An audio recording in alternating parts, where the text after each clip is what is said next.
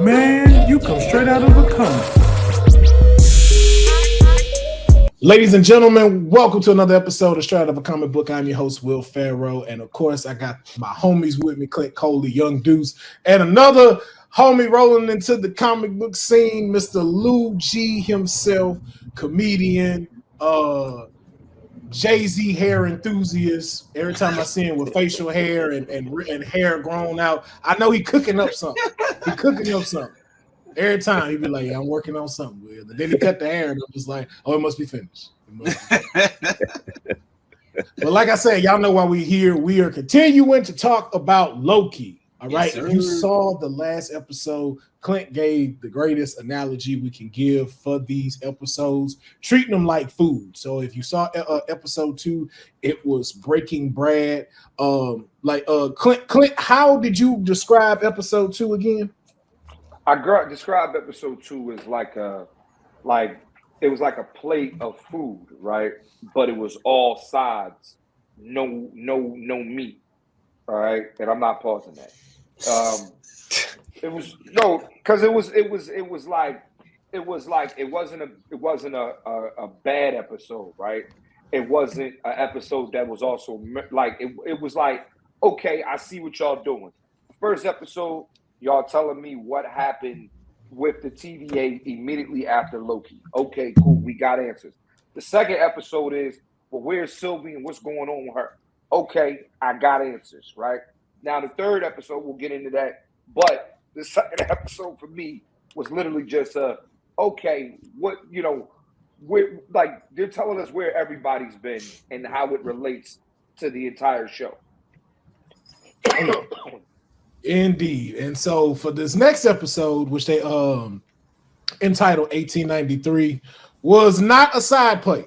If I gotta say, it was not a plate full of sides, man. No. These guys brought out the meat on this one. Pause. No, we ain't got to pause that. No, you definitely got to pause that. No, that was crazy. If someone is to clip that, I got. Yeah, that was a little aggressive. You got to. Yeah. I can't have nobody clip just pinch that a pause on that. Yeah, had to say it real quick, otherwise clip. And that's just the thing. You just they was bringing out meat for you, Will? Oh, like no. Yeah, like you don't have to say pause when you saying playing with my microphone, like you said earlier. But when you say bring out the meat, you gotta bring it out. Sometimes you gotta bring your meat out. Sometimes you gotta drop rope. Sometimes you gotta drop some rope. But yeah, man, they served us some prime cuts on this episode, man. 1893. This episode was. I'm gonna say it was masterfully written in a lot of ways, a lot of depths, a lot of layers into it, and I just want to start diving into it just because of just how good it was. So I just want to start off with the first part. We get to 1893. We in Chi-Town. We in Chicago. Yeah. We in Chicago, 1893. And also just keep in mind before we start, my apologies. There's spoilers ahead.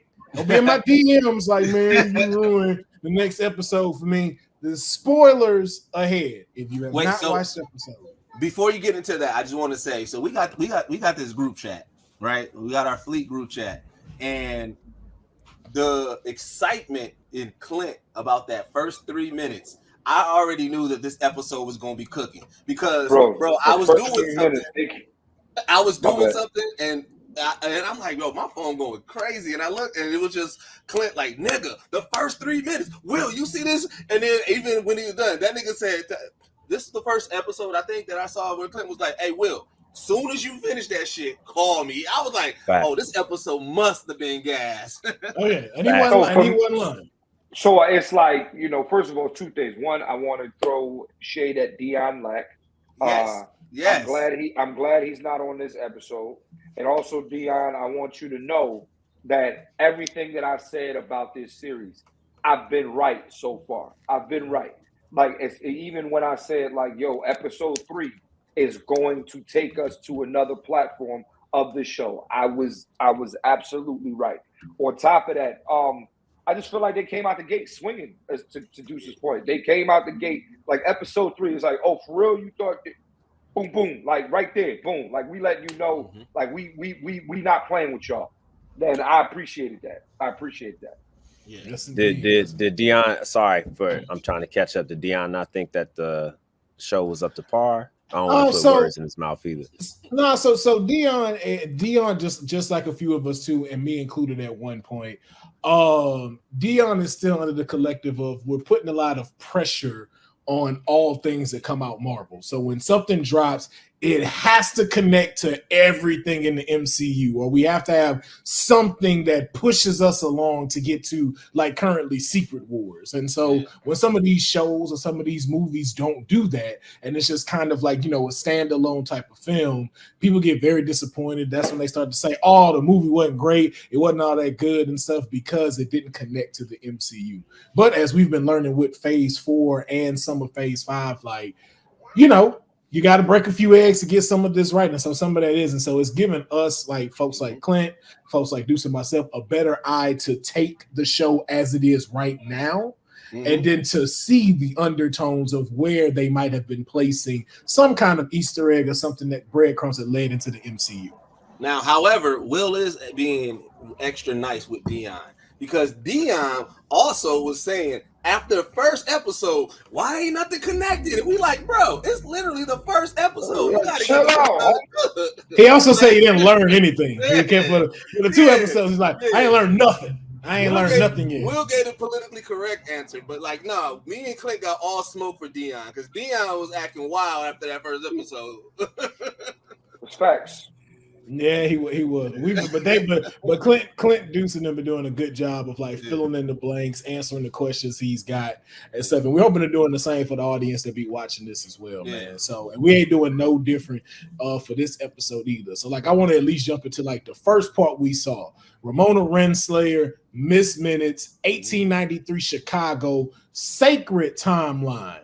Sacred 1893 Chicago. That's very important for us to remember in this conversation. So from that, and we find out that this version of Kang, Ramona and Miss Minutes are responsible for this Kang variant now becoming the next one for He Who Remains by delivering a very helpful package that we'll jump into a second. But I just want to get y'all thoughts of how did y'all feel at that moment right there? Ramona Renslayer, Miss Minutes. This is technically a reunion. We ain't seen them since 1. They weren't together at the time any of this happened, but to see that these two are together working. How y'all feeling? I just want to get first thoughts. So for me, like I said, it's one from season 1, and even from the big reveal and all this season, we've been wondering again what she's up to, what's Miss Minutes up to. So seeing them right off the rip, and like back in that time, but causing that loop, because I think we talked about it on the first episode, how this is that what Ouroboros loop, what they call it again, Ouroboros loop, Yep. And so the fact that is like, I'm watching everything with a lens of that, with them having this package they got to drop off, and I'm like, okay, that's going to spawn something. Obviously, we seeing like they're looking for, like I said, Miss Minutes I always had with side eye Miss Minutes. It's like, it's obvious that she has so much nefarious intent and everything. So I'm just like, all right, she's not telling Ramona everything. She's also kind of orchestrating this based off of what He Who Remains said, but it was like, is this really what He Who Remains said? So I'm watching it from that lens of like, wait, is she really doing his bidding, or is she doing his bidding but with a little bit of her, whatever her intentions is and everything like that. So I was captured from the get-go. Gotcha. I'm gonna say this, and the reason why I said that they started out swinging is because I started, like, we knew Miss Minutes had a little bit of weirdo in her, right? But now, like, in the first 3 minutes, I'm like, like, now I'm realizing, like, okay, you really are in on the shit. You really are a part of the entire bigger scheme. Not only are you that, but Ravona, don't forget, right? Like, it looked like Ravona is down with the shits and everything like that, but Ravona don't know what's going on. Right? Like, this is another thing that I like, right?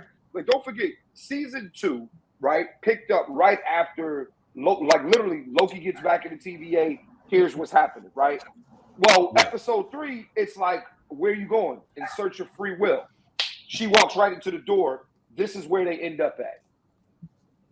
You know what I'm saying? It's like, and with the episode being titled 1893, right? I thought that they were going to go straight there. No, like the Nexus event was dropping that book in 1868. Now, also think about a lot of things that's going on in 1868 too, right? Slavery just ended. You know what I mean? The Civil War just ended, right? Like, you know, we're now in the Reconstruction period of the United States. Like Victor Timely, I know now there is a guy named Victor Timely who lived on the sacred timeline without being a King the Conqueror variant. You were just Victor Timely. So it just told me so much in the first 3 minutes before we were about to get what we got in the rest of the episode. Yeah, I think for me, man, like just really like when they were talking about, you know, drop that package off. I'm like, yo, what is in this package? Like, what is this that is so like, you know, that's going to be this discovery? Like they really had me like pulled in when when they were talking about drop this package off. And when, you know, a young Victor Timely finally opens up the package and you see that it says, you know, TVA handbook, you're like, oh my God, man. All right, this is the catalyst to, you know, kind of start him getting off on his journey. And, you know, let's see how he gets from the point where we need him at to the point, you know, where we all know that they're trying to get him to.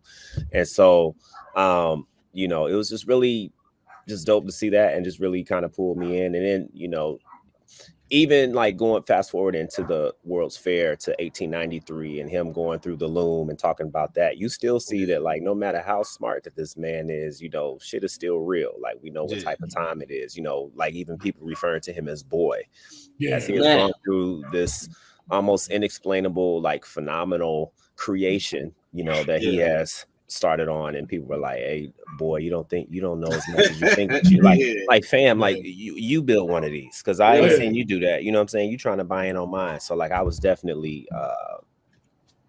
right in as soon as it started for sure. Oh yeah, and we're about to jump into that in just a second, but yeah, I felt the same way too, seeing Ramona, like to Clint's point, that was the last time we saw her, and this is the door that she walked through. And so it's just to see that, to see Miss Minutes here, like I said, I completely agree with Clint. Just like to see that that's where these levels are at, and that's what we know. Okay, yeah, there's a lot more to what's going on than what was led on between the both of them.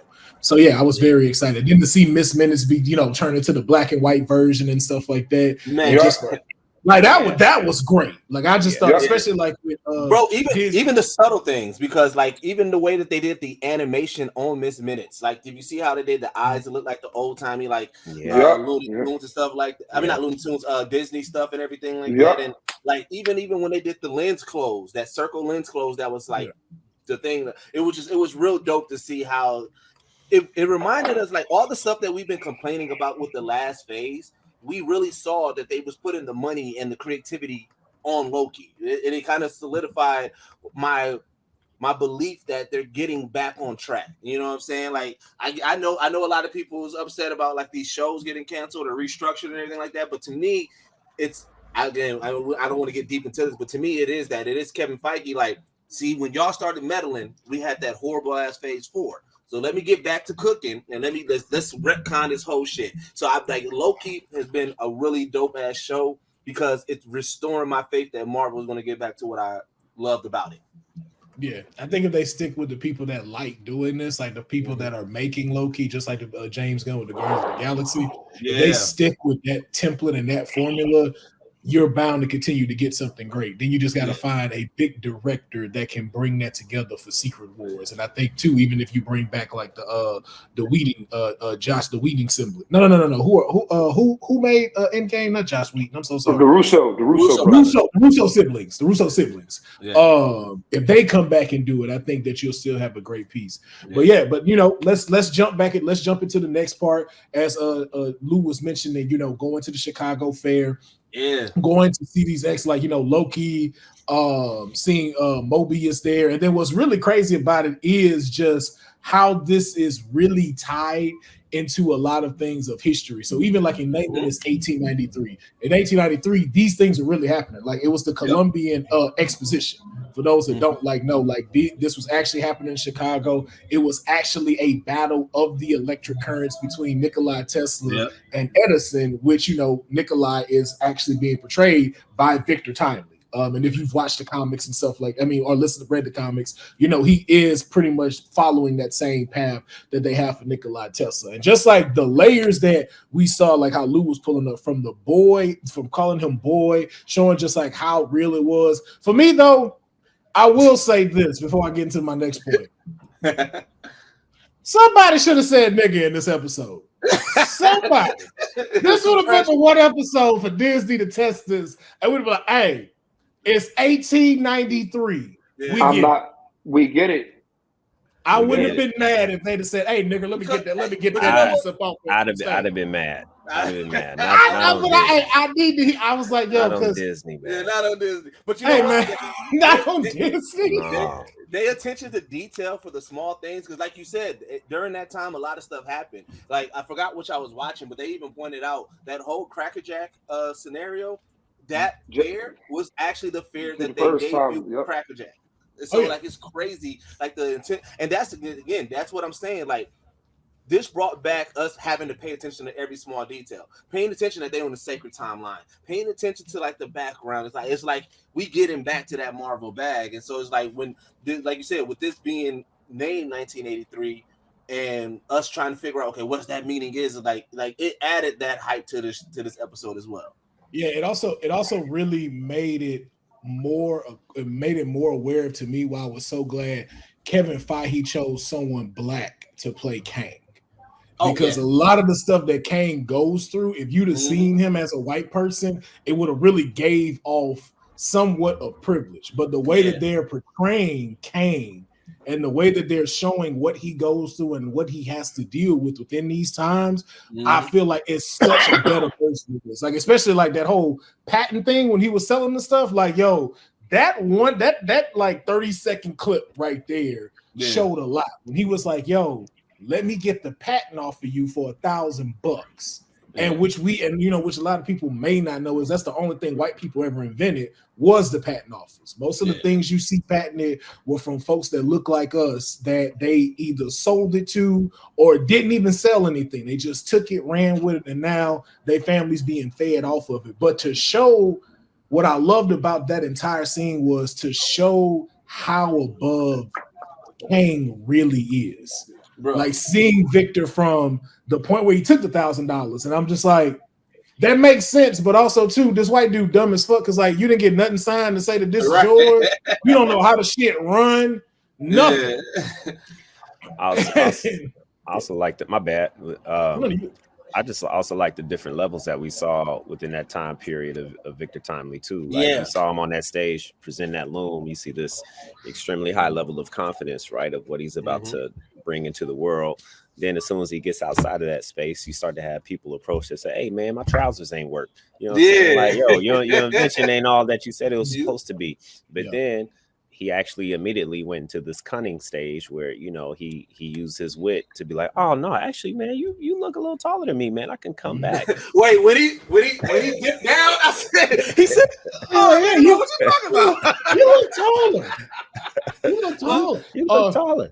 Oh, when he ran off. When he ran off, and he asked old boy for the fruit, that let me know, oh, this ain't your first. Like, yo, you really got this strategically laid out, and you know who to talk to maneuver around. I'm like, oh, okay, I'm seeing Kang. I'm seeing him. Which also, shout out Jonathan Majors, bro. In Jonathan Majors in Disney has given us 3 portrayals of the same character, and they all different and all been like crazy.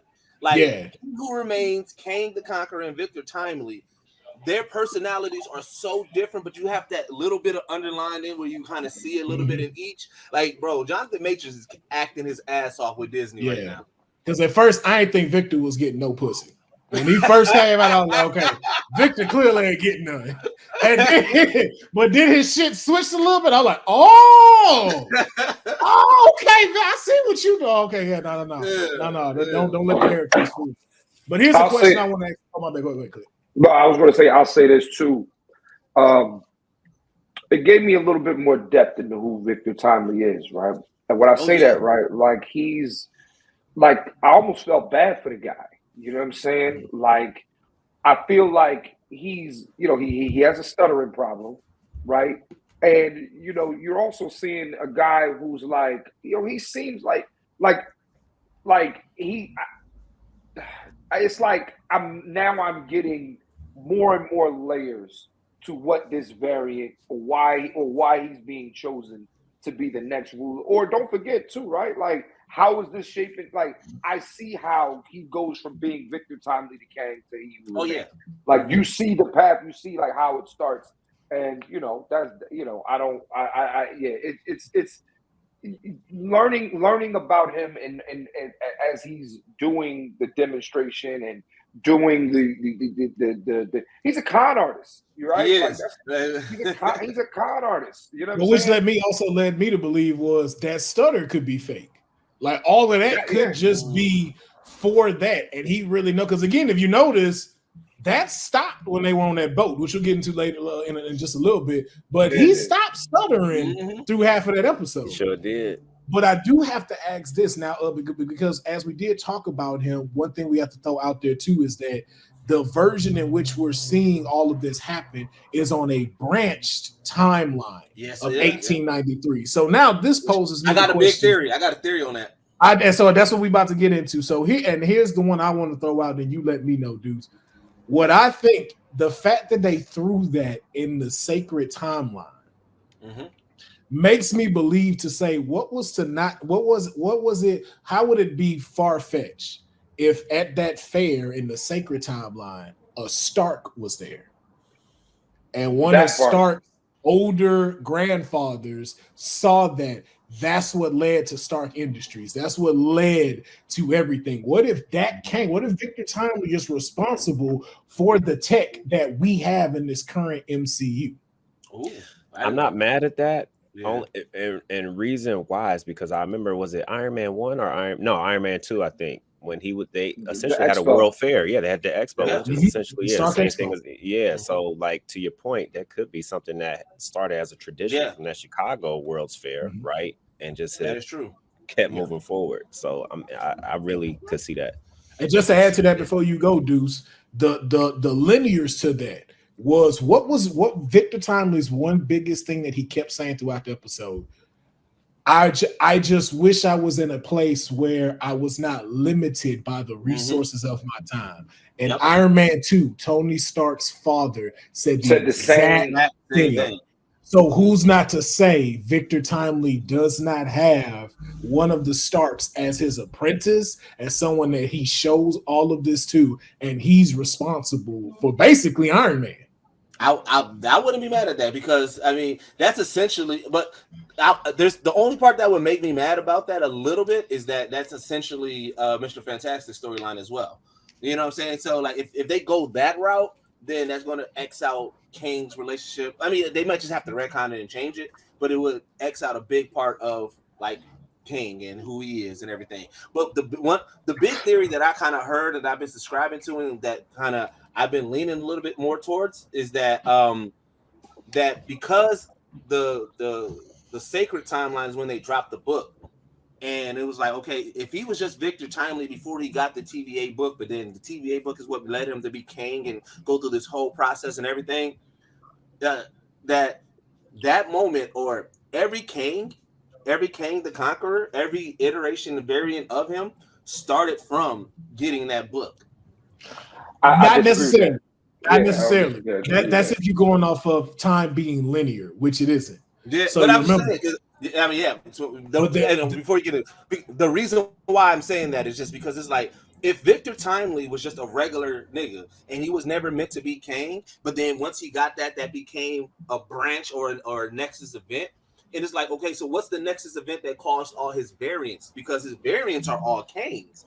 You know what I'm saying? They're all variants of Kang the Conqueror. There's no other Victor Timely. So if they're stopping Victor Timely from being Victor Timely every iteration, that's just one of the theories that I've been subscribing to. Like, ooh, maybe the Nexus event, even though it may still be Kang that's going back and doing it, but every time, Kang gets to the end and he's like, dang it, all right, I wasn't successful. but I know I got to go back and drop that book off because remember, Miss Minutes is operating off of his contingency plan.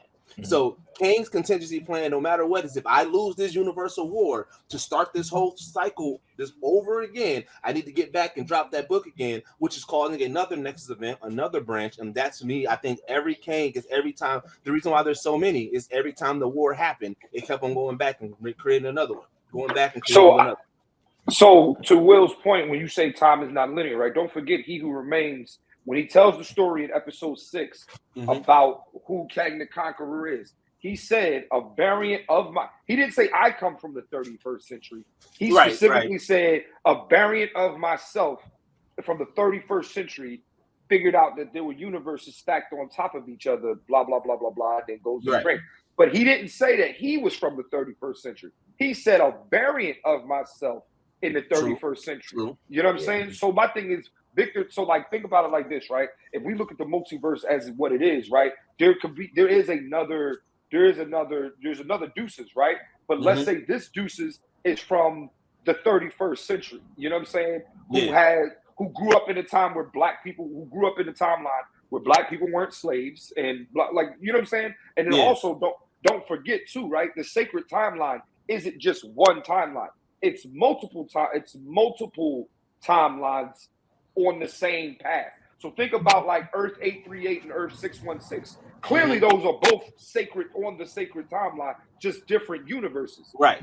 You know, you see what I'm saying? So like for me, you know what I'm saying? And I told Will this last night. I said, Kang didn't say he was from the 31st century. Or He Who Remains didn't say he was from the 31st. Yeah. He said a variant of myself lived in the 31st century and figured out blah, blah, blah, blah, blah. And then that's when Multiversal War came and the rest is history. Now my theory, like what I have from even what happened in this episode and what you're saying still strengthens the theory that I have to that point of what you're saying with Victor Timely on the sacred timeline. What my theory is that as He Who Remains mentioned, there are universes on top of universes.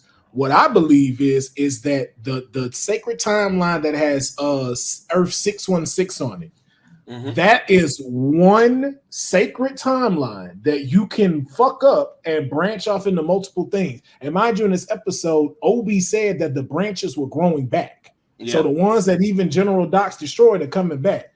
But what I also believe is that there's a second sacred timeline that has 838 on it that's also branching off.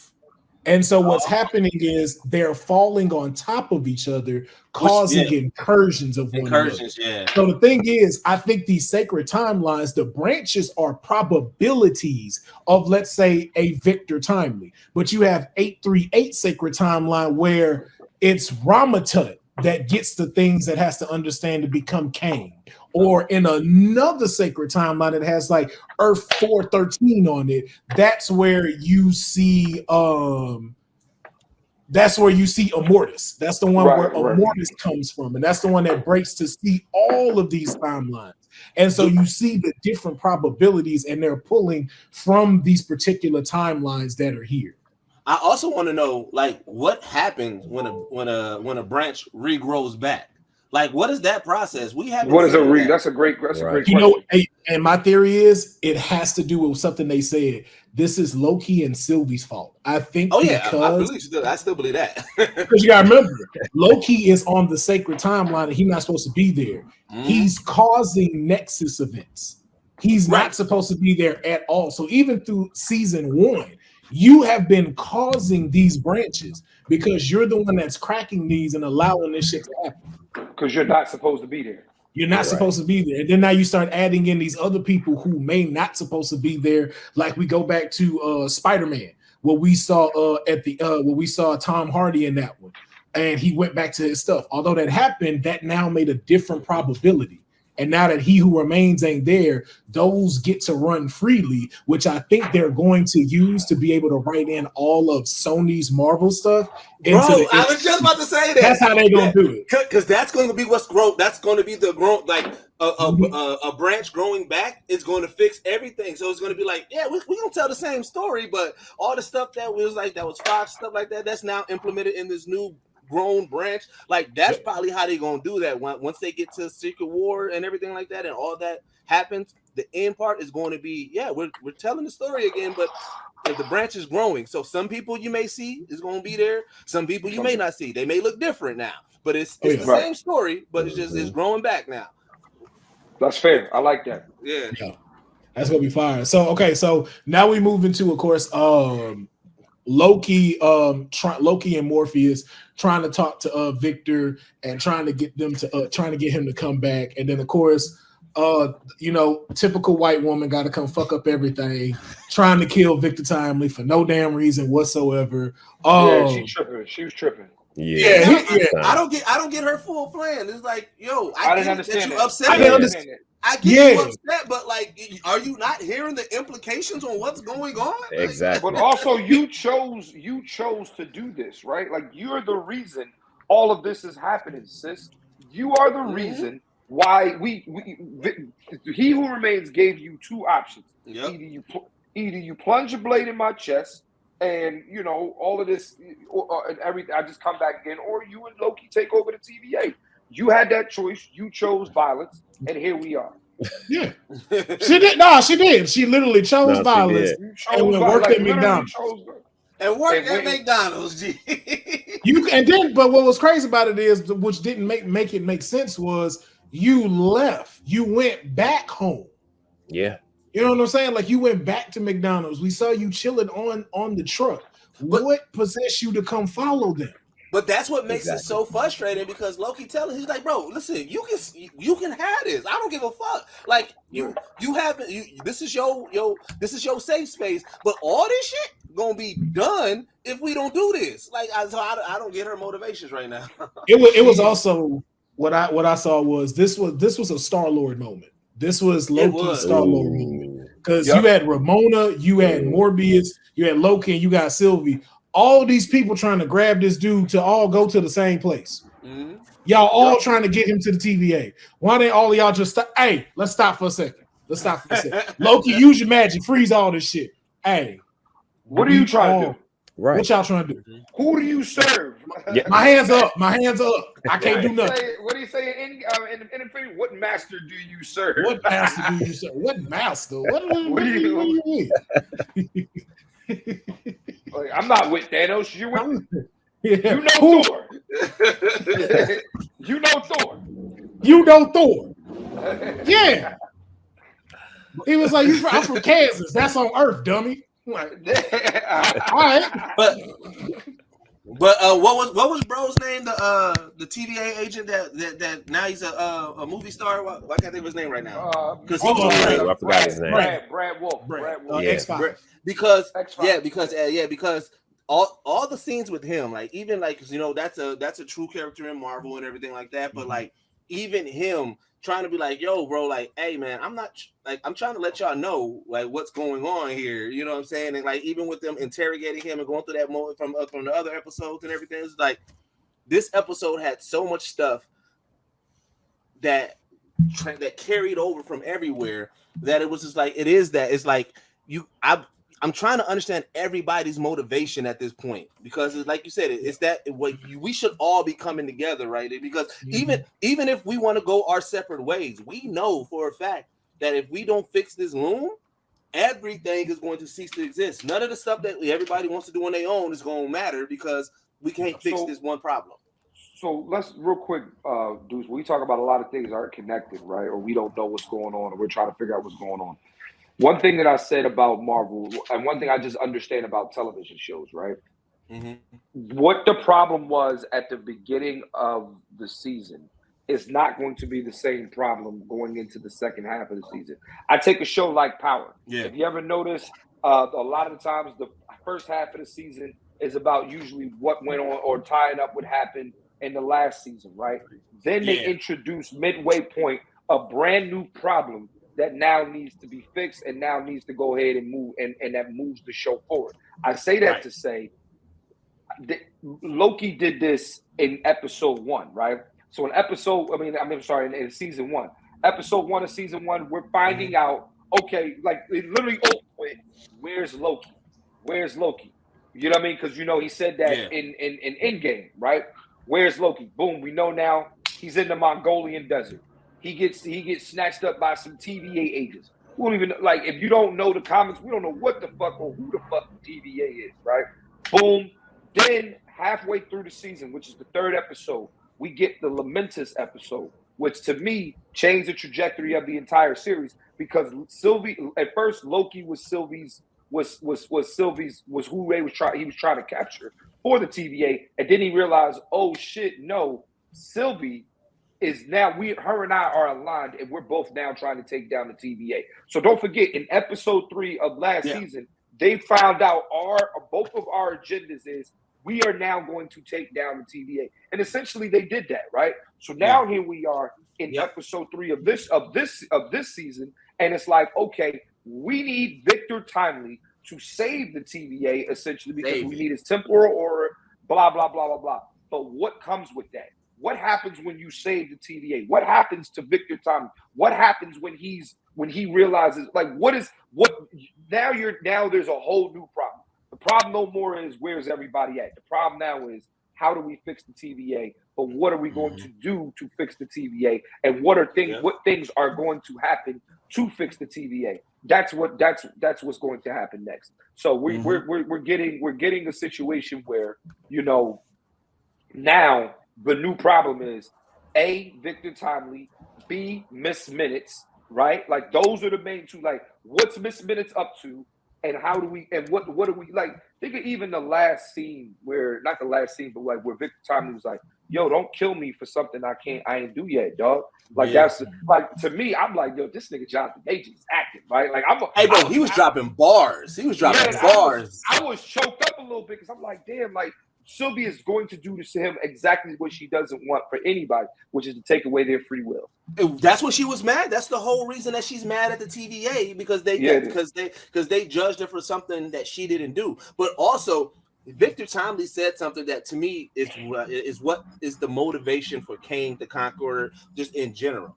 Because when he was presenting his loom at the World Fair, he was there. They was like, "Oh, what you going to do some electricity and save Chicago?" He was like, "Nah, I want to save the whole world." See, Victor Timely, his situation or like his mindset is he thinks big picture, right? So the world is the biggest picture that he can think of. When he gets to the TVA and he saves that and he realizes he's saving a universal timeline, he's going to get that chip on his shoulder like, oh, I'm the only one that can do this. I need to save not only this universe or this timeline, I got to save everything. And that's what causes him to become the conqueror because he feels like nobody is as smart as me. Nobody else can do this but me. Let me ask you a question. Everybody's been saying that He Who Remains and the guy that we saw in Quantum Mania is the same Kang. So are we saying that this is? I'm not saying that. I'm not saying. Okay, are we? Because I'm trying to figure out. Is it goes Victor Timely? Then he becomes Kang. He gets exiled. He comes back. I don't know. I'm just trying. So here's how the full timeline. And before you say that, Will, I just want to let you know I'm one of the people that says that is that. So I'm gonna be listening with the opposing for you. Okay. But so before I get into that, it is I just wanted to clear up something had Deuce that had or some of the things that did get cleared up. So we figured out why Brad did go there because. It is the sacred timeline, and they knew that one wasn't going to get bombed. So that's why he wanted to hide there. But also, too, like you said, the movie he's playing, that character is an actual character in the comics that is a villain to Thor. Yep. So that is actually supposed to happen. So we see why he's there. We realize, too, now why Ramona didn't want to go with them because she killed X-23.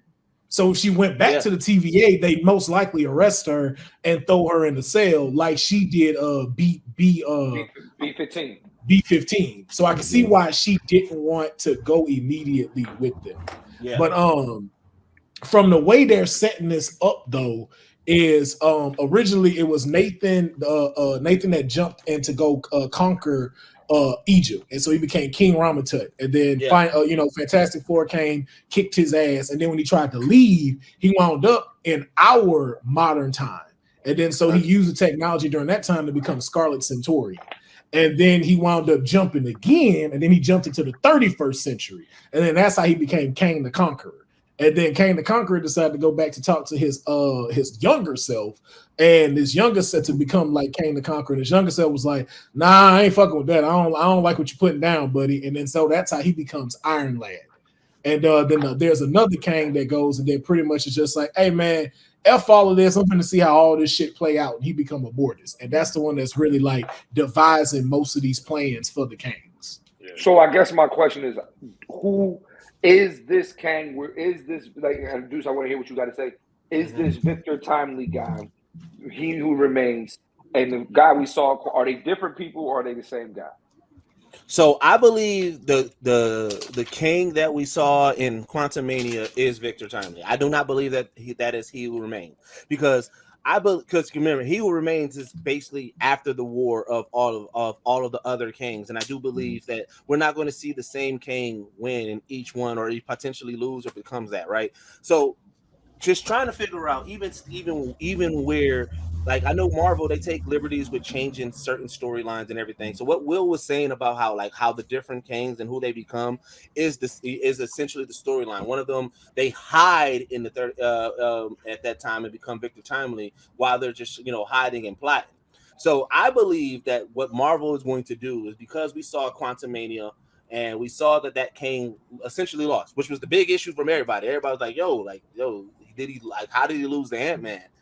I believe that is one of those moments where he's going to be like, how Marvel's going to try to play it is that we don't know where exactly he went, and most likely he probably he time traveled, he went to a different timeline, and this is that Victor Timely. Now, granted, remember, the TVA doesn't operate in standard time, so I know that the rebuttal against it is like, well, we saw Victor Timely before we saw Quantumania came, but it was like, that moment and everything, how that happened, that is not linear in time. So that, to me, I believe that Kang at that end of Quantumania, where he got sucked into that whatever, I forgot what that machine was called, but I believe that it actually shot him through a point of time. He came up with the persona Victor Timely, and this is that Kang plotting and everything still, because as you said, he did stop stuttering on that boat. And to me, that switch was very, very like evident. It was like, yo, something changed. And it was like, if this is all a ruse, which it was in the comics, Victor Timely was a ruse in the comic. That was just a persona that he created. This would be in line with that. And that's what I believe is actually going on right now. He stopped stuttering because he thought he's gonna get him some. We're gonna jump into that just a little bit. We're gonna jump into that just a little bit, Lou. Yes, we are. Yeah, make that little thought he was gonna get him some punani. Some punani. Thought he was gonna give him a little trim. But Deuce, so here's the thing that I also believe with that, because I agree to it slightly, but the one thing that we're missing is there still is a gap in this.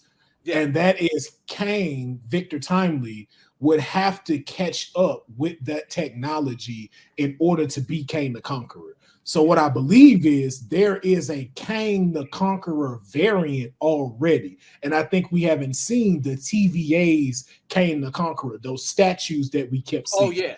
I think there is one Kang that's a conqueror already. Yeah. And I think, to your point, he's going to use Victor Timely to be able to fix this stuff and help him and show him all of this shit and help him build what he needs to be able to conquer. Because he'll tell him like, yo, I got all the technology you need. All you got to do, like he's like, just to Clint's point, a guy from the 31st century came to me and told me that this is what we can do.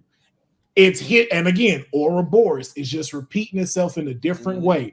I came to him instead, and Kang met up with me in the temporal loom and told me, hey, I can show you a whole bunch of stuff that none of them could ever show you, because the one thing he wants is to be able to invent something with technology that was not from his time. That's too enticing for him to not take, and Kang can provide that for him. And remember, we saw 3 Kang heads. When that wall dispersed, we still got one more, and to me, this is just my theory, and and this leads us jumping into it. I always go by how they do in the Bible. You got the Father, the Son, and the Holy Spirit, and I don't know if you got the Holy Spirit supposed to be a woman. I think that third Kang is Ramona Renslayer. That's what I think too. Yeah, because we got the big Like I said, she said she got Miss Minutes got a secret that he knows. Oh yeah, but you okay? So we're gonna wait because I want to throw my shit out for that too. Okay, so now we're going a little bit further into the episode. Yeah. Now we are they fought in the Ferris wheel. White woman being white woman as much as she can. Yeah.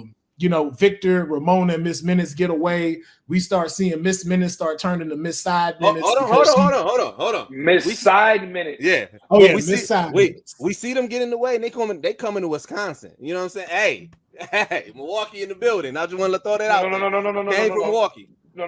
Hey, no. Let me have it. They didn't say they was going to Milwaukee. They could have went to Green Bay. They could have went to Madison. Let me have it, Kane. Let me have it, bro. What can I have it, Clint? Let me have it. Is Milwaukee by the river or the lake? Yeah, we are. Yeah. You know what? For the sake of this show, we gonna say Kane went to Milwaukee. But didn't in the comments it's called Timely, Wisconsin? It is. And there's a lot of I's and E's in that I guess turned into Milwaukee. Listen, we get it. They just went to Kenosha, Deuces. They wasn't in. They just went to Kenosha. They ain't go to Milwaukee. Dog. We got Giannis. We got Kane. Like, that's how it goes. We got Giannis and we got Kane. Giannis, Kang, and Dame. All I'm saying, Bucks 2024 champions. That's all I'm saying. Right.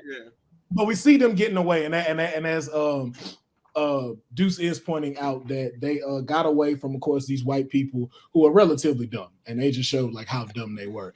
And of course, Victor Timely, knowing how he is, he has a whole nother lab across the pond, which I thought was even cool too, because the ferry got an accommodation for him already. Like it just showed you how strategic this man really is, which led me more to believe that this nigga's full of shit. His like we said, his whole stutter stopped on that boat. Bro, the way he even explained it, he was like, "Nah, I do my scam over there. I got my lab over here." Like he said it like, "No, why would I have my lab in the same place that I scam at?" Like, you know what I'm saying? Like, I was like, "Hey, that layers, bro, layers." Like what they said at y'all remember that show Four Brothers?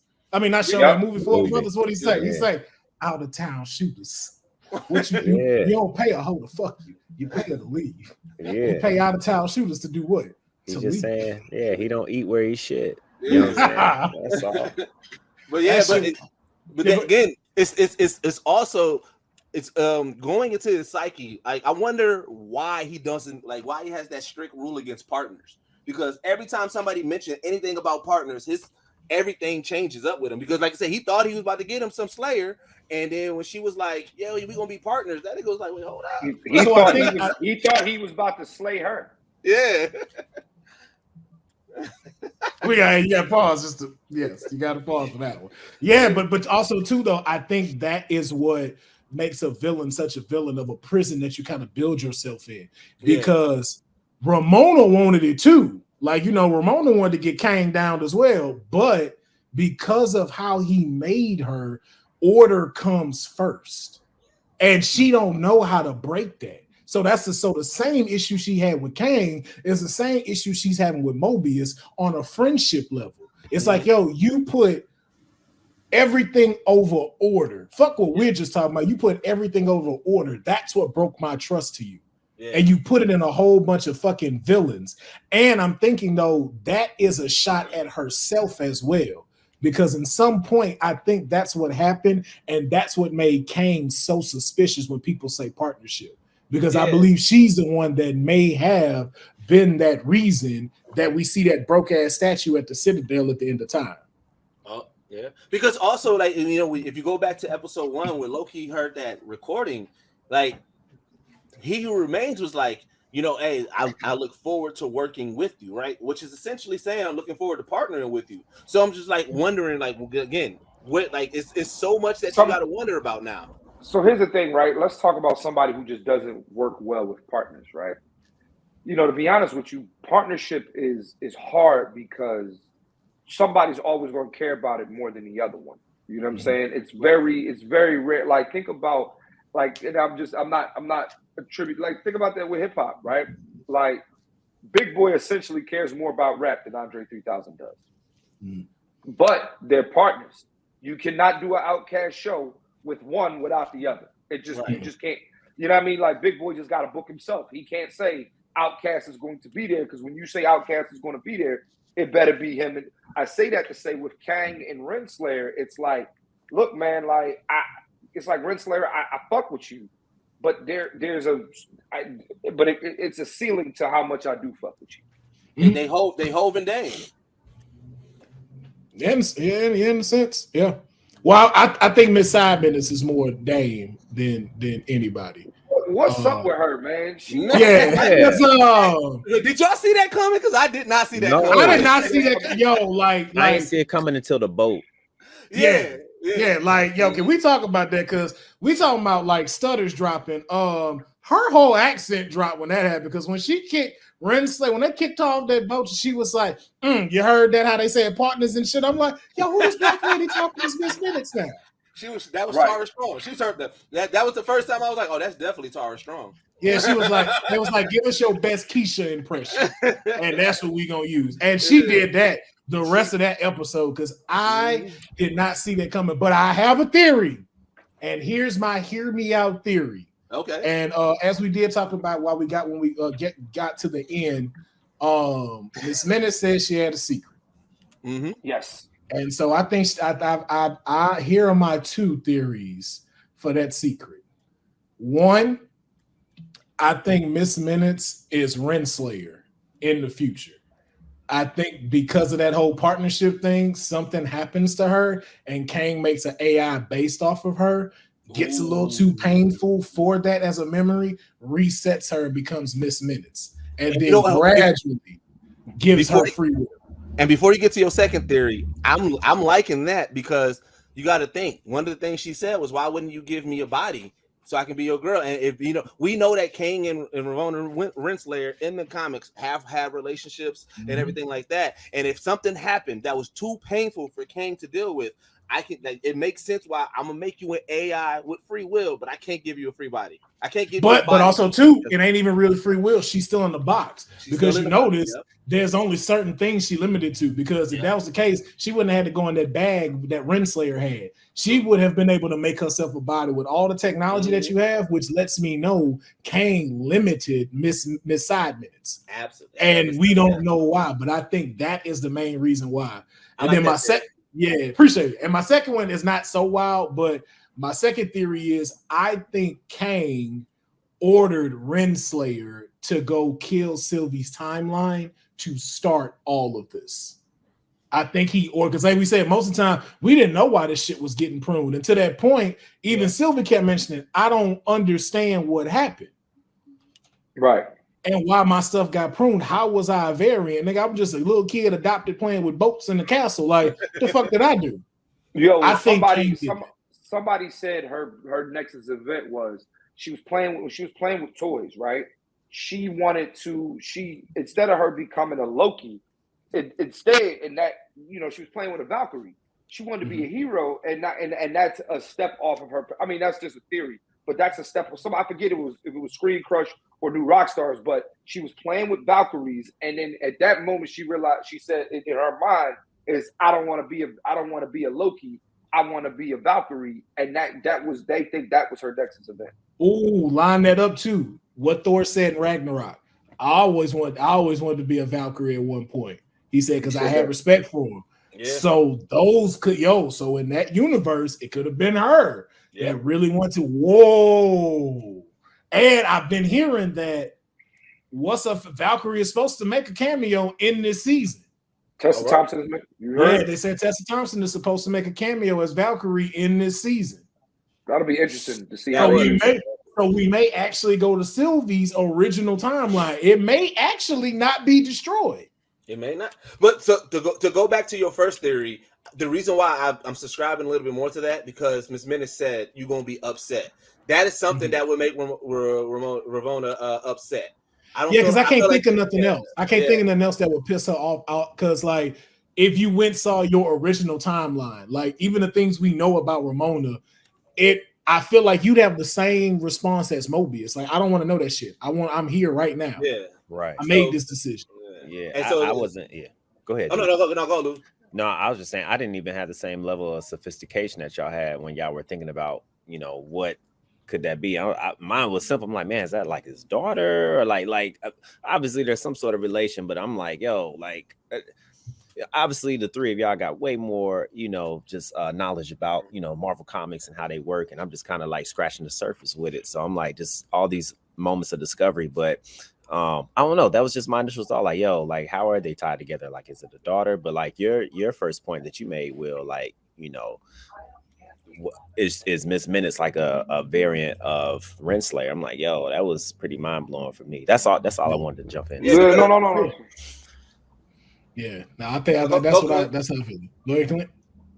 No, I was just going to say, I think that we have now, episode 3 is unboxed a lot of more problems, right? Or a lot of new things that we weren't prepared for. You know what I'm saying? And now that we are like kind of like realizing, okay, what other secret? And then also don't forget. So episode 6 of Loki, like pulled back the curtain to damn near everything. And then also they was planning on the fact they knew at the top of the season, they're going to do a season 2 of Loki. The question is, what is the follow-up to this?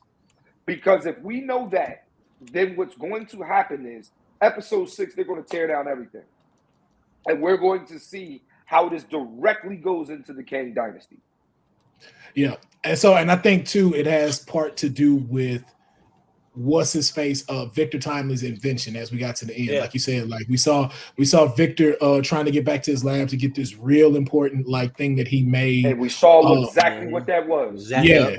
And Clint pointed out to me first, so I feel it's only right that Clint drop what he thinks that invention might be.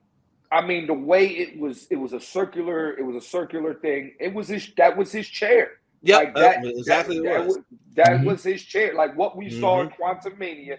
That's exactly what that was. That was his chair. That was the one. That's the chair that allows him to go through the multiverse. And I think that, and we saw now too why he couldn't power it back on, because it was ran by temporal energy. Yep. And he had no way. And if you go look at Quantum Mania, when he puts the ball in there, it looks just like temporal energy. So the fact that you can't formulate that down there, that was the reasoning. That was the whole reasoning for that Ant-Man stuff. That was so. I really think that that's why we still are going to see a Kang the Conqueror variant in Loki. Definitely. The reason why we're definitely going to see it, because you got to think again. It goes back to originally what I was saying is like he's going to get that chip on the shoulder saying I'm the only one that can do it. So if he has the technology to fuel that chair, that's what's going to allow him to bounce back and forth. And I think that's what's going to be, again, that's what's going to start connecting everything. Like we've been saying, I think we started saying that way back when we're saying we was theorizing that Kang should be the villain in all of these shows and these movies, a variant of it. And I think that that's what's going to start it. It's going to be that Kang going to different timelines, going to different universes, meeting up with different people where people are going to be like having these different interactions and battles with a variant of a Kang. And then when they realize like, yo, wait, you fought him too? Yeah, no, I fought him. Wait, no, but he was acting like this. No, but he was like this. And then now they're going to have to try to figure that out. It's going to cause that whole Council of Kang. It's going to cause everything. But now that you say that though, I think Victor Time is going to die. One of them are going to kill Victor Timely. And the reason why I say that, they got him from a branch timeline. They did. So he's not needed. He's expendable. But the Victor Timely of the Sacred Timeline is cool. And that's where I think we're going to meet one of our first one that's going to be involved in Kang Dynasty, which is Scarlet Centurion. I do think that they're going to stick to that. And here's my thing of what, okay, and so just go with me on this. I think the Earth 616 that we know don't exist no more. I think I think that's the reason why this shit is so broken up, is because it does not exist the way we played it out. So, and here's my reasonings for that. Two big ones. One, Victor Timely is on this timeline, which means he's going to lead Nikola Tesla's life, which means eventually he does have a city that he lights up with his energy and eventually creates Chronopolis for Kang, which also will lead to him making modern day technology, which means I don't think it'll be a Stark Industry. I think it'll be, what's the one that starts with a Q? Kang, King, No. Kang Universe. Q-E-N-G, Kang. What is it? I know it's what I know. It looked like it's spelled Kang, just Asian. It's Q-E-N-G, so that's Kang. Yeah. I'm with it. And Yeah, so I think that's what we're going to land into. Because if you really think about it, and I really want y'all to take a look at this, besides Wakanda, maybe Wakanda Forever, there ain't no show that then called to anything that has to do with what happened in the MCU except Captain America. Yeah. We have no. WandaVision happened in the MCU. Wanda doesn't prove that happened in 616's timeline. How does it? Because they never mentioned anything outside of that war. And then also, too, if this had just happened, no one mentions what happens after their blip. So these blips may be different. But I'll say Wanda and Captain America for the first two gave us a lot of more bits. And again, if I'm wrong, let me know. Well, what about Spider-Man? Spider-Man ain't part of the MCU. Sony Spider-Man is technically not part of the MCU. But Tom Holland is. No. So technically, if we're going based off of a technicality, Tom Holland is a variant. Because remember, Tom Holland is not technically supposed to become Spider-Man the way he became Spider-Man. The way we now saw it in the last one, where he's broke and in New York, they fixed itself. Now we're on the original Spider-Man timeline. Okay, I want you to really think, really think about it. What about Hawkeye? Hawkeyes was an isolated incident. They never met They talked about how the Battle of New York, Kate Bishop seeing the Battle of New York made her want to become. Yeah, and all the villains was based off of him being Ronin. Okay, and then stop right there. What's mentioned after New York? Because remind you, after New York is when Loki disappears. So all of that stuff that Loki did technically does not happen anymore. We don't see him get put in prison, which means we don't see his mother get killed, which means we don't see him in Thor Ragnarok. Because remember, this man disappeared if we're in the so-called sacred timeline. None of that stuff happens. I don't know. I'm trying to follow you. It's a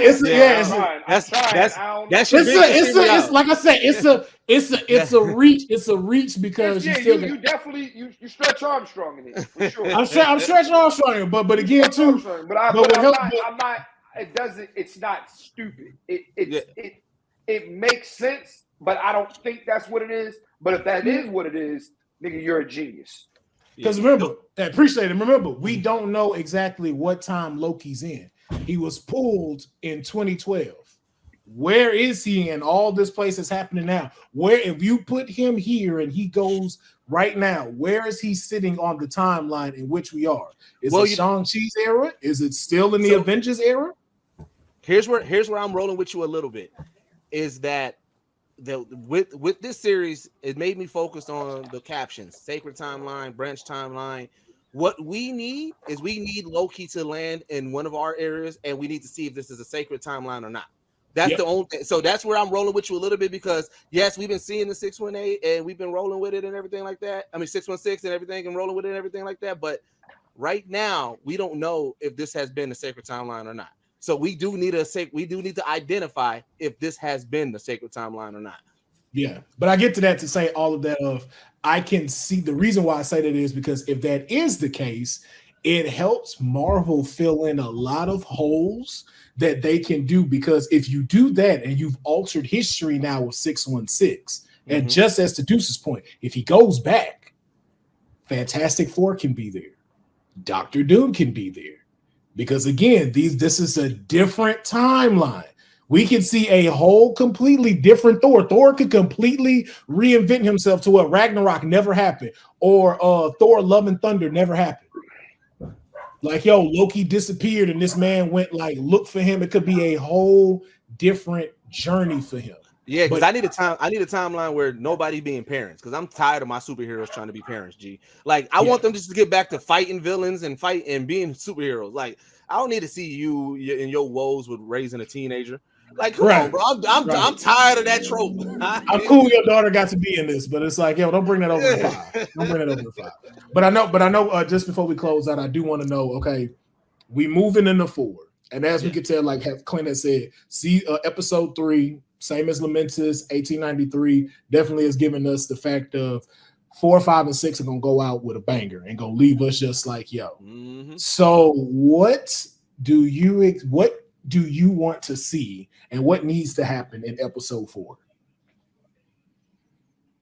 I guess I'll start. For me, what I need to see in episode 4 is now I want to see how are we leading up to whatever the big reveal is, right? Because now it's like there's going to be a big reveal. We just don't know what it is. Mm-hmm. And is it going to, like, okay, when we got to episode 6 and we saw He Who Remains, that was a huge payoff, right? Because nobody expected us to get Kang, right? We didn't know, like, don't forget, that's his first introduction into the MCU, not Quantum Mania. Because don't forget, we knew he was coming in Quantum Mania just because of Jonathan Majors was already casted, they were shooting it, but we did not know when we were actually, like, we didn't know. This was a pleasant surprise. So now the question is, what is the next pleasant surprise that we're about to get? And that's what I want to see. I want to see the breadcrumbs leading up to that. Also, what I want to see is I want to see what Victor Timely does when he gets to the TVA. And last but not least, what the fuck is Ouroboros? And when I'm talking about OB, the character. He plays a very significant role in this series, and I want to see how in the next 2 episodes. Yeah. I want to see the cracks. Yeah. Huh? Oh, no. I was saying 3 things you want to see, Deuce. Okay. I want to see the cracks of Kane coming through Victor Timely more. I like I said, I did like those moments where his personality shift in between, and you start saying, like, because even Miss Minutes called it out. She was like, "Oh, I'm finally seeing the one that I seen all this time, right? Mm-hmm. The great man you'll be." Yeah, the great man that you'll be. I want to see that. I want to see moments of Victor Timely at the TVA, and he may still be the Victor Timely, but and even with him saying that to old girl, saying, like, you know, you're trying to kill me for something, I can be a changed man. I believe, like I said, his path is set no matter what. It's the Ouroboros loop, right? So no matter what, he's destined to be king, all right? He's destined to be a conqueror. So I want to see those moments where it crack in and you're like, oh shit, like that was like, oh, okay, I see it, right? Just like Clint said, I do want to see again how he acts at the TVA. His big thing that he said was that I want to be able to invent, you know what I'm saying, but with the technology that I don't have now. So now he's about to get thrown into technology beyond his imagination. So I want to see how he reacts to that and what he does with that.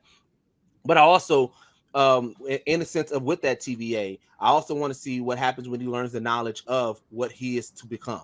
Like, he's hearing it, right? He's hearing it from everybody else. But when you get to the TVA, you're going to see those statues. You're going to see everything. You're going to see who you became. I want to see how he reacts to that. Okay. Yeah. Is that 3? Yeah. Okay. I have another theory since you said that now. Uh-oh. I got another theory. Oh. You know, you said Victor's going to become Kang the Conqueror? Mm-hmm. I don't think he will. I think Victor Timely is going to become Scarlet Centurion. And I think he's going to try to escape the TVA and wind up in modern times. Because remember, Scarlet Centurion's story is he goes to modern times. That's how he gets his technology and becomes Scarlet Centurion. That seems like the most plausible way for Victor to survive. Because again, too, just how we saw Sylvie do to Ramona. She kicked that motherfucker through a door, and now she at the Citadel. There's nothing. Yo, and then too, what if he grabs Brad's modified time pad and try to do something with it and then runs off and they can't trace him? what if he goes there and sees the rotten king? He's gonna see himself. Because remember, that's tough. He's hearing about all this. He has not seen a variant of himself. So he's going to see those statues. That's going to be a mind fuck. But if he goes and he sees that rotten He Who Remains corpse, that may change. That's going to change everything for him. Yeah. So my 3, and then we're gonna get to you, Lou. My 3 is I need to see the temporal loom fixed. I need that. I need that to be done. I don't need to see another episode of it getting ready to crash. 2, I'm still with Clint. I need to see who the hell Obi is. Obi is out here like a sphinx right now. I don't know how to read this man. I don't know what this man is about, but I feel like we're going to get a few answers when Victor meets Obi. And it's really, I want to see based off his reaction and what Obi, because I'm thinking Victor is going to come like a fan because he made the book, but I feel like Obi is going to have a different reaction when he sees him. And I want to know what the relationship between that is. And then of course my final one is I just want to know if I'm right, if Miss Side Minutes is Ramona in the future. That's mine. Lou, what about you? 3 things you want to see in the next episode? I think the first thing, man, I want to know what is Sylvie's purpose? Like, I want to see if they kind of open that up. What is her global next episode? purpose? Yeah. Like what is it? Like, and I think that's the first thing, right? We know, she sent Miss Renslayer to the end of time, right? But like, okay, what's the next step after that? Is that it? I think the second thing, man, is pretty much along the lines that most of you have already called out, man, is like once Victor Timely gets to TVA and you're there with Loki and Morbius, how do they brief him in on what's going on? Like, do they just go straight in and be like, yo, this is what's up? Or like, is it some sort of like different approach that they take with him to be able to like download him on actually what's going on? And then lastly, I really want to know, Miss Minutes, like what is her plot? What is her plan? Like, what is she trying to set up? And that's what I really want to know. So that's the third. Man. Yeah, that's gonna be. Ooh, I mean, we got a lot of things. But you know what? Too, I will say something again to Clint's point that he said. Look on these episodes, though. We do got to keep in mind how they do point these out. Like, even episode 2 of this season, side plate full of sides and stuff like that. Still good, but didn't really give us any real protein. This 4 may kind of be the same thing. 4 is going to be a side plate. 5 is going to be a interesting plate, and then of course, 5 is going to be a good plate. 6 is going to be the plate. Yeah, that's the shit they light on fire for you and get a whole presentation. That's 6. But so I would just say, like just for y'all and the people that are watching, like just remember that and seeing kind of how that pattern is going. So if 4 seems a little bit more slow, and in 4 last year, in season 1, in episode 4, they found out that's when they found out the timekeepers were fake, and that's when Loki got pruned into he got pruned like that was Loki got pruned, right? Yeah. And we knew he wasn't dead, so now they were setting up as what happens when you get pruned, where are you going? And then that's where episode 5, it wasn't a side thing, but it was like, okay, we're finding out everything that goes on at the void of the end of time. Where stuff like that. And then 6 happened. That was like the 2-parter. Like that's like, okay, this is the last act. This act 3, and we're giving 5 and 6. This is part 1. This is part 2. But to your point with what you just said, that now even makes me more believe Victor Timely is going to become Scarlet Centurion, because in the first episode, before he got prone to be, fix his situation, we saw Sylvie in that elevator, which means we haven't seen that again yet. So something is going to happen between when Victor and them get there. Something goes horribly wrong. And then also in the trailer, they had said, what could we have done differently? Why would he ask Obi that? Why would you ask Obi, what could you have done differently? True. Something's happening at that point where everything falls to shit. Yeah. Also, let's give a shout out to Clint's memory for knowing like what happens in specific episodes from season 1, bro. Like Clint been It's like Clint made me go. Clint made me go study more. Like first it was CT. With CT was like, I remember that episode where you just didn't come prepared. But then like when I had discussions with Clint, I'd be like, yo, let me make sure. Okay, I go get the name of this episode. Yeah. Let me have the IMDb pulled up. Let me have these people's real names. Right. We just not going, what's his name for 5 minutes and go look it up. No. General Yeah. Docs. Clint is our Obi. Clint is our Obi. Real talk. Real talk. Clint hit you like. Clint will be like, let's not forget in season 1, episode 2 at minute 36:02. You're like, dang, how you remember that? Like, I think that's how it went. I don't agree. I mean, just to tie everything around, right? History repeats itself, right? Mm-hmm. Just because history repeats itself in different fashions, right? But it still repeats itself, in different ways. And I think that Loki is a show that has the formula. As a writer myself, I know the formula when it comes to writing a season. You know what I'm saying? Mm-hmm. What your problem is at the beginning of the season is not going to be your problem at the end of the season when you got to create a new problem. And I get one of the shows that really follow that formula is Power. Now, how good they do it, that's another story. But they actually follow that formula, though. Yeah, they do. Yeah. They do, man. But yeah, man, y'all heard what we think, so we want to hear what you think. Make sure you're in the comments below letting us know on a scale of 1 to 10, how are you feeling about episode 3, 1893? How are you feeling about the new variant Victor Timely and where the show is going? Mm-hmm. And if it's not positive and not constructive, we also have hold for review stuff on. And believe me, I will delete that shit if it ain't positive. So just so y'all know. But man, make sure thank y'all. Make sure that y'all like, subscribe, and comment to the and comment on the video. Subscribe to the channel, like the video, of course. Make sure you check out Clint's stand-up special, My Edible Kicked In. It is on YouTube right now. Everybody Eats Productions, along with Geek Set. Make sure you go and follow the Geek Set podcast, the Blur documentary that is coming out. Make sure that you stay updated to that. And I would say stuff for Lou, but since he's in the Illuminati, I am not allowed to give out any information that he is doing since he is Jay-Z's right-hand man. So unless he wants to say it, I'm going to keep my mouth shut so I don't lose my whole channel. Because Lou put the Lou in the Illuminati, dog. You ain't know that? Y'all didn't know that? Illuminati. We're going to catch y'all next time.